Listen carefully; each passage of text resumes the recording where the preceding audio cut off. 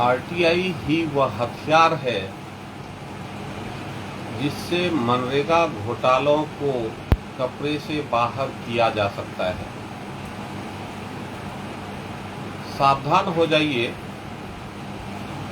जो पैसा आपके हाथ में होना चाहिए था वो किसी मुखिया, किसी इंजीनियर या किसी अधिकारी के जेब में जा रहा है और हम चुप बैठे हैं तो हम भी दोषी हैं। नमस्कार साथियों, मैं अजीत कुमार सिंह आज एक बेहद गंभीर विषय लेकर आपके सामने उपस्थित हूं। मनरेगा में भ्रष्टाचार और उसे आरटीआई से कैसे उजागर करें। यह कोई भाषण नहीं है, यह हिंसक लूट की एक कहानी है जिसमें लूटे गए हैं मजदूर, खेतिहर परिवार और वो ग्रामीण महिलाएं जो 200 रुपया की दिहाड़ी के लिए सुबह से शाम तक मिट्टी खोदती है। मनरेगा योजना गरीबों के लिए है, पर पैसा भ्रष्टों के लिए क्यों? सरकार हर साल हजारों करोड़ रुपया भेजती है ग्रामीण रोजगार के लिए, लेकिन जरा गौर कीजिए, गांव में कोई काम दिख नहीं रहा। किसी को पता नहीं कि योजना कब आई और कब खत्म हो गई। काम किया लेकिन भुगतान महीनों से अटका पड़ा हुआ है। कई लोगों के नाम से भुगतान हुआ लेकिन वो लोग शहर में हैं या मर चुके हैं। जरा सोचिए, ये लूट नहीं तो और क्या है? आरटीआई जनता का वह हथियार है जो ऐसे मुखिया जी की नींद उड़ा सकता है। अगर आपके गांव में मनरेगा में भ्रष्टाचार है तो आरटीआई के जरिए आप घोटालों की परतें उधेड़ सकते हैं। चलिए जानते हैं यह होगा कैसे। आरटीआई में क्या पूछें, आइए क्रमशः हमलावर होते हैं। सबसे पहला वार कीजिए, जॉब कार्ड की लिस्ट मांगिए। कौन लोग लाभार्थी है, किसे कब और कितने दिन काम मिला,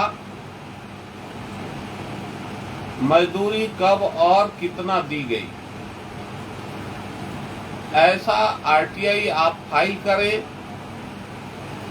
इससे आपको वास्तविक स्थिति की जानकारी हो जाएगी। आपको पता चल जाएगा कि जिनके नाम से पैसा गया वो असल में काम पर थे या नहीं।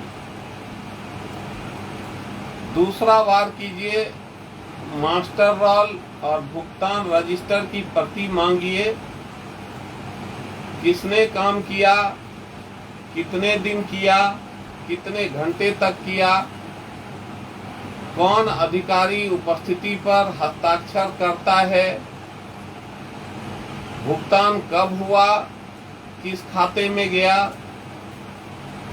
यहाँ से फर्जी नाम, फर्जी उपस्थिति और फर्जी भुगतान परत दर परत खुलने लगता है।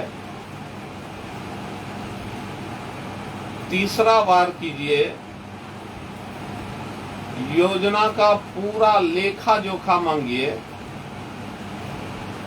कितनी योजना स्वीकृत हुई, कब कब काम शुरू और खत्म हुआ, कितनी राशि मिली, यह किस मद में खर्च हुई, सामग्री की खरीद किससे हुई, रसीदें कहाँ है। आरटीआई जवाब मिल जाने के बाद हम इसका करेंगे क्या, यह भी सवाल उठता है मन में। इन सबूतों को आप जनता के बीच लाइए, पंचायत में, ग्राम सभा में और सोशल मीडिया पर डालिए। एक यह कर सकते हैं।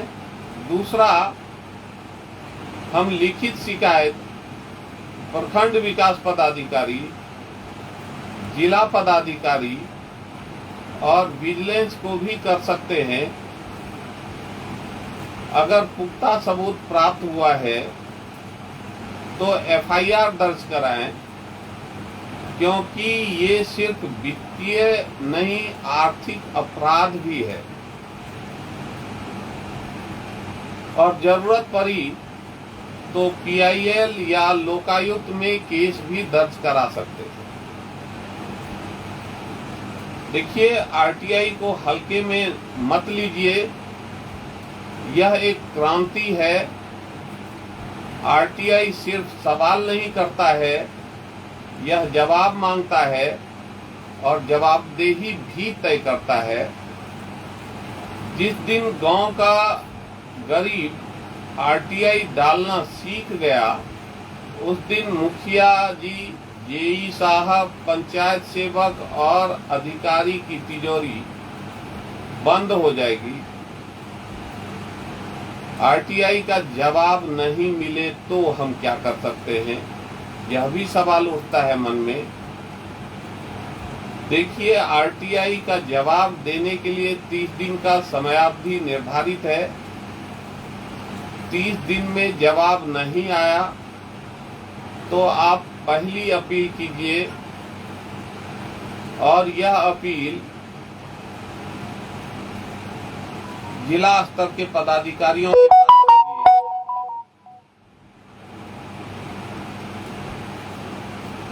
कीजिए। ये जो है सो आरटीआई कानून के तहत पहली अपील होती है। पहली अपील से 45 दिन के बाद भी अगर सूचना ना मिले तो दूसरी अपील कीजिए और यह राज्य सूचना आयोग में होगा। देखिए, आरटीआई एक कानूनी अधिकार है और संविधान से इसे इस्तेमाल करने के अधिकारी आप भी हैं। और अंतिम संदेश, यह चेतावनी नहीं, यह एक जागरण है। अगर आप अपने हक के लिए खड़े नहीं होंगे तो कोई और आपके नाम से पैसा खाता रहेगा। आरटीआई डालिए, पंचायत एवं गांव की गंदगी साफ कीजिए, इसको आंदोलन बनाइए और हम इसके सिपाही बने।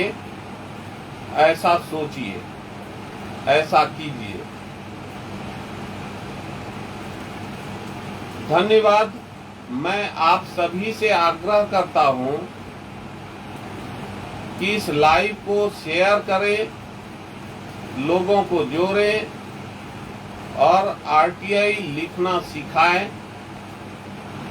कोई आरटीआई ड्राफ्ट चाहिए, शिकायत पत्र या सबूतों के विश्लेषण में मदद चाहिए तो मैं आपके साथ हूं, आपका साथी आरटीआई कार्यकर्ता। आप के मन में जो भी प्रश्न है उसको कमेंट बॉक्स में जरूर लिखिए, ताकि अगले लाइव सेशन में मैं उन्हीं प्रश्नों का समाधान सबसे पहले करूंगा। तदुपरांत आगे के सत्र में आगे के मुद्दे पर बात करना प्रारंभ करूंगा। तो मैं अपेक्षा रखता हूं कि आप लोग आपके मन में जो भी सवाल या प्रश्न है उसे प्रतिक्रिया बॉक्स में अवश्य लिखें। इस लाइव सेशन को शेयर अवश्य करें ताकि यह आंदोलन मूर्त रूप ले सके। धन्यवाद।